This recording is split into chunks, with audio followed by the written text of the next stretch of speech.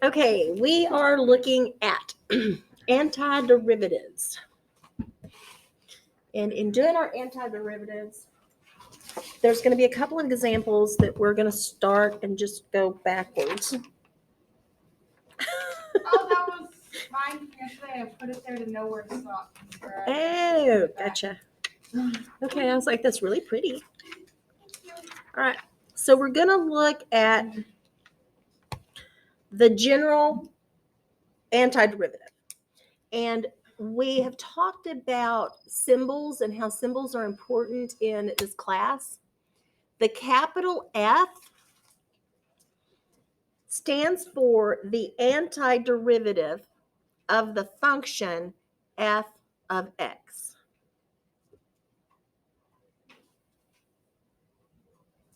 So it's the antiderivative for the function f of x.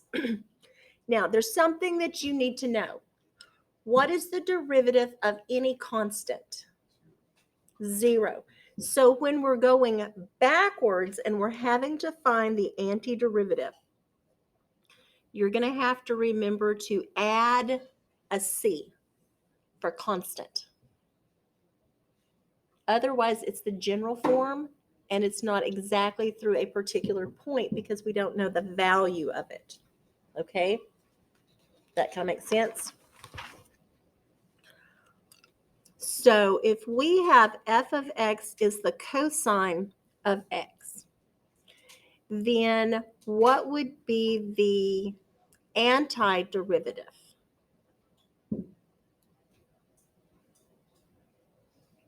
Whatever gets you to go down. So the antiderivative was sine of x, right?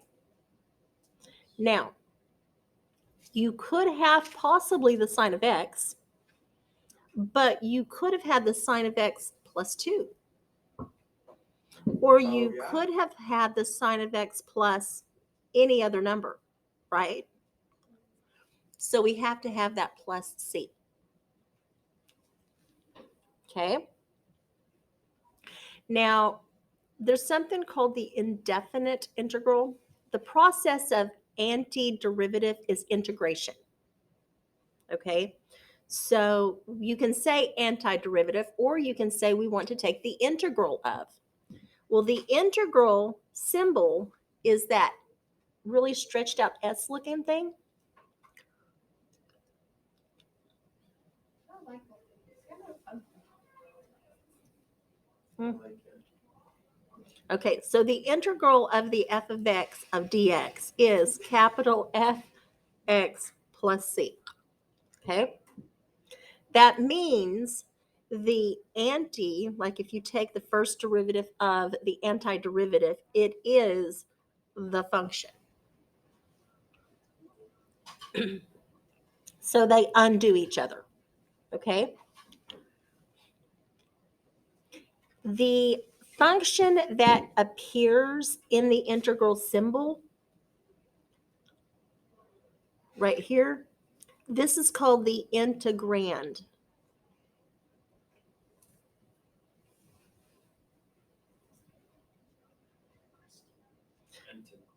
Mm-hmm. The dx part is the differential.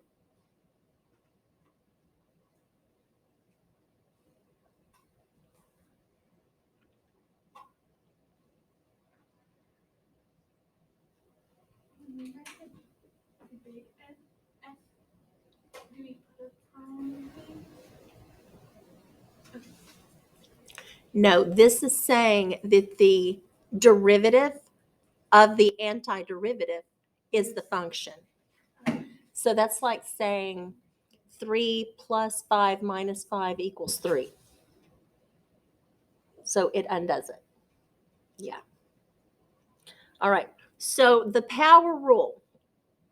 If we have a polynomial function and I told you to find the derivative of it, you take the exponent, you multiply it by the number in front, and then you subtract 1, correct? So what would be the rule if we are undoing some function. So think about, let's do an easy one, x to the third. Okay, and we want to find the derivative of x to the third using the power rule. What would you do? You would have 3x squared, right? So looking at that going backwards, if you have your something to the power, 3x to the power, what would be the rule? What would you have to do to go backwards? You have to add the c. You're going to have to add the c, yes. But instead of subtracting 1 from the power, what are you going to do? You're going to add 1 back. So you're going to have your x to the n plus 1. But then there's something else you're going to have to do. You normally have this number in front that you multiplied by, so now you're going to have to undo that. And the best way to undo it is to divide it. Why are we dividing it again? Because You're undoing the multiplication in the power rule. So if I gave you 3x to the 4th power, and I told you I want you to find the antiderivative don't of we just that. do it in our head? Well, I don't know. Can you? I don't know. Like, wouldn't it just be? No, that one is too much thinking. That one's too much thinking. Well, oh yeah, that doesn't really make any sense. But Okay. So what about that one? Is that easier? oh, We're going to have to do both of them eventually. So you're going to have to figure out. That one was too much thinking. It was too much thinking to do in my head, like he suggested. I was like the I wasn't saying no to do like the 3x squared one. You can do that in your head. Okay. So what is the integral of, was it 3x to the 4th of dx? What is that going to equal? Go backwards. What was the problem you had before you got that one? Well, we know it has the 5th power. We do know it has to the 5th power. And I threw you for a loop because normally this 5 would go down in front. Yeah, it's the 3. So what would have to be the number there that you would multiply by 5 that gave you a 3?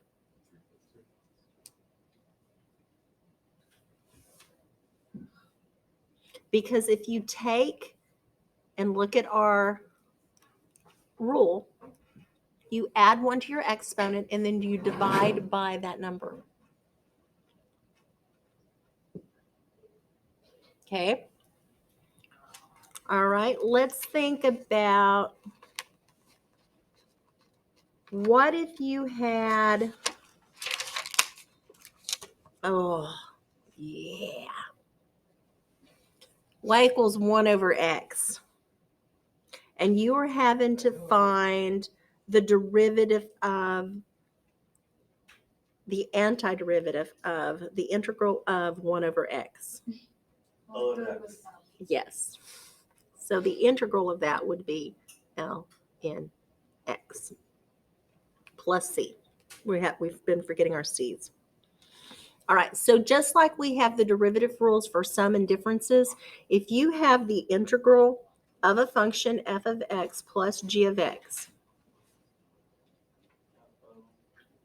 that is the same thing as taking the integral of the x and adding it to the integral of the g of x. So you can do whichever is easier. You can add those together and then take the integral, or you can take the integral of the parts and then add those together. It's going to be the same thing. And your multiple of your constant, if you have some multiple times a function, you can actually take that constant out and take the integral of the function and then multiply it back together. Okay, so now that we know all of our rules. The integral of 3x to the fourth minus 5x to the 2/3 plus x to the negative 3.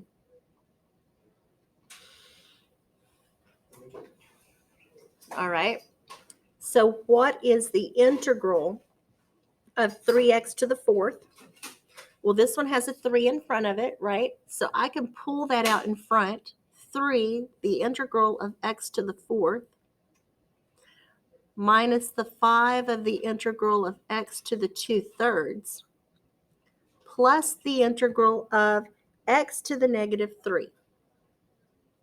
And don't forget the plus c. Now, what is the integral of x to the fourth? X plus that. Over 5 times the 3. Minus 5 times. What is the integral of x to the 2/3? 3 plus 2 is 5/3. So this is going to be x to the 5/3. And we're going to divide by the 5/3.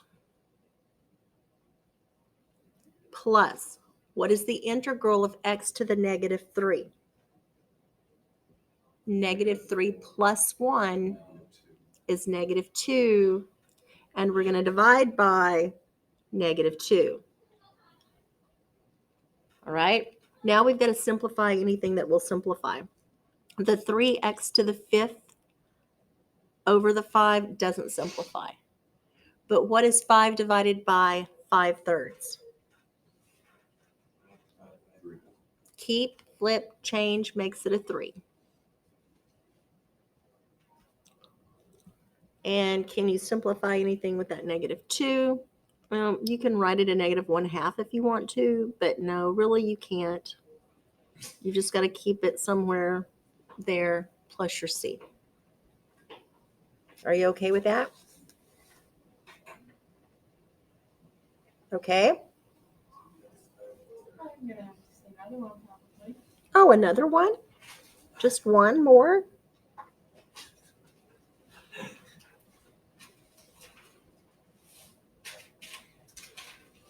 Okay, so I've got 5 over x. 5 is my constant, so I'm going to move it in front. 5, the integral of 1 over x dx, minus 3, move it to the front, x to the negative 10 dx. What is your integral of 1 over x? So 5 ln x. And what is your integral of x to the negative 10? Negative 10 plus 1 divided by. So negative 3 divided by negative 9 is?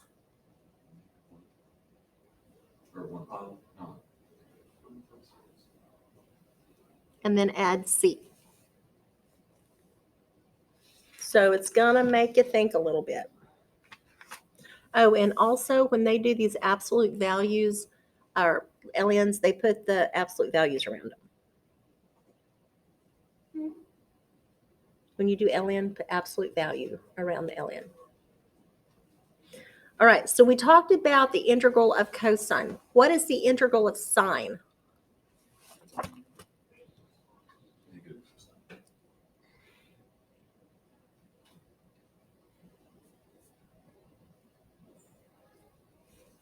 Plus c. What is the integral of secant squared of x dx? And what about the integral of secant x tangent x? What was secant tangent? Do you remember? It was just the secant of x and c.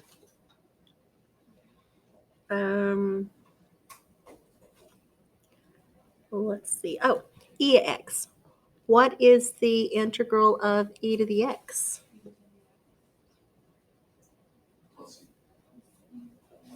E to the x plus c. And if you have a function, so you have e to the kx plus b, then you're going to have whatever this kx is, that's going to be 1 over k e to the kx plus b plus c. So it kind of has to do with like that power rule, chain rule, in reverse. All right.